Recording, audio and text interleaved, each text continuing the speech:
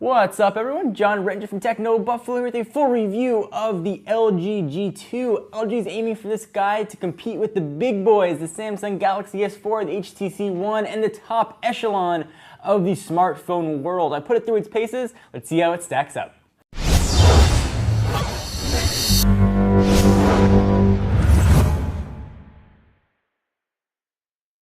So as I do with all my smartphone reviews, I want to give you a disclaimer. I used this phone for 5 days and then on and off for 2 more. So before I get into all the specs and what it can do or not do, let's first talk about call quality. It was overall pretty awesome. I tested it with AT&T, T-Mobile, and Verizon. Obviously, wherever you are, it might vary, but it was really solid. I'm using the AT&T version for this review. I didn't really have any drop calls at all. I did test all 3 of the carriers. Call quality was really crystal clear. And on all 3 carriers, the folks on the other end of the phone couldn't even tell I was using a smartphone. Speakerphone was also very loud as well, so if you're one of the few like me that rely on speakerphone, you're gonna have no issue at all. So let's jump right in and talk about hardware. This thing is an absolute beast. The Snapdragon 800 flies. The UI is a little bit heavy, but we'll get to that later, but everything on this phone felt amazingly fast.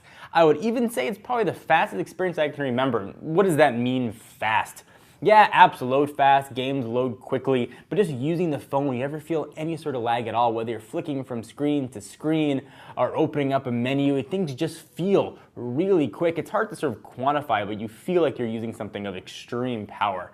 The combo of Snapdragon 800 and 2 gigs of RAM really are the perfect marriage. So the quadrant score, I know you guys want to know, is a pretty impressive score of 20,851. Damn.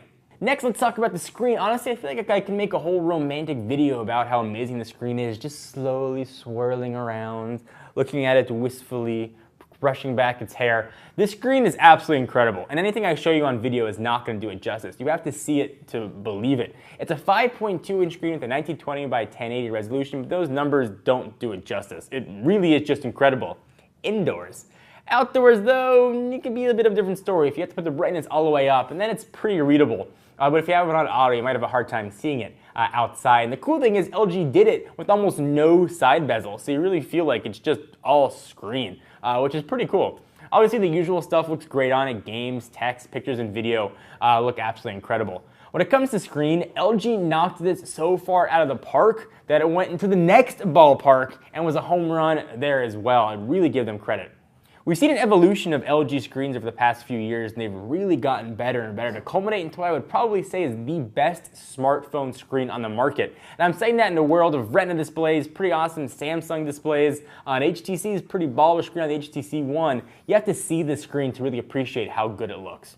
Alright, so next let's jump into battery life. So I went in thinking, alright, you got a combo of a high-powered processor and an HD screen, it's probably not going to have the best battery. And if you thought that like me, you'd surprisingly be dead wrong. This 3000 mAh battery lasted 2 days with decent usage. And I do not baby my phones. In fact, I turn the brightness up 85%, I turn auto totally off, connect it to Wi-Fi pretty much all of the day, take it off the charger around 7:30, about 2 hours of phone calls, I got 2 emails being checked every 5 minutes, I'm watching videos, I'm playing games, there's social networking going on. I'm really not taking it easy on the phone at all. By the end of day 1, when I plugged it back in, or would have plugged it back in around 11 p.m., I had 60% of my battery left, which is 20 to 10% better than what I've gotten on pretty much every other phone I've tested. Really incredible and equally surprising. Alright, so let's get this one out of the way, the buttons. They're on the back, and it's straight up weird. And it took me about 4 days to get used to it, which I definitely did. But it boils down to this for me. The buttons on the back don't really do anything.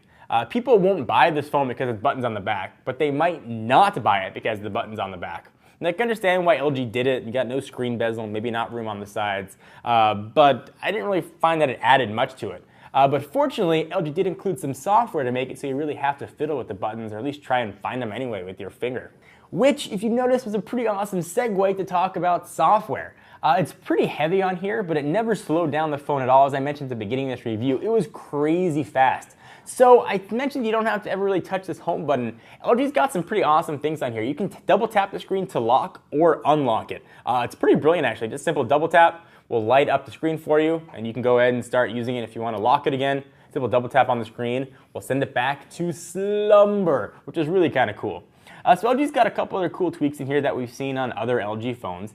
They got something called Q-Slide, which lets you run sort of two apps, background and an app on your home screen. There aren't that many here to choose from, but there are some decent amount. Things like email, calendar, messaging, phone, and videos. And you can run them just on top of your screen. You can make them full screen, you can check your calendar, kind of other things, make a quick phone call. Really a very neat thing to do. I also love the way you can remove apps. If you go into settings and you go to your app screen, in the upper right hand corner there's a plus or minus. If you select that, just like iOS, you get a little red X and you click it and you can delete apps. So it's really, really very simple. The UI is very clearly laid out, even if a little bit cartoonish. Let's move on to camera. The 13 megapixel camera takes pretty nice shots. It's got bright colors and average and low light. For me though, camera doesn't mean all that much to me. Suffice to say, images are just as good or better than your average smartphone. If you're a huge camera file, we'll have a gallery on the full written review link down below to see what those pictures look like. But they look good.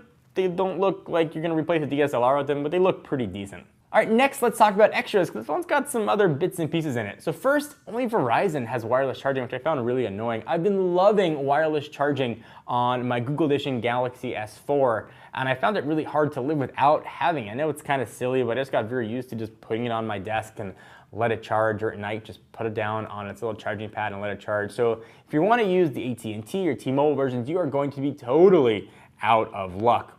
Build quality felt okay, but for a non-removable back, I'd expect much more of a premium feel. They can do a lot more. We don't have to be able to pull that plastic back off.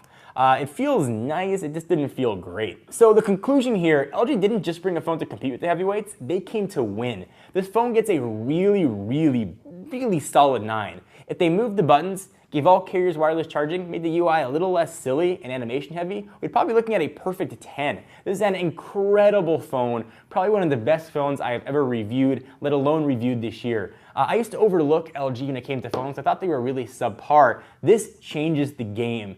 LG has a home run on their hands. If you're looking for a premium smartphone, whether Android or iOS, you owe it to yourself to look at the LG G2.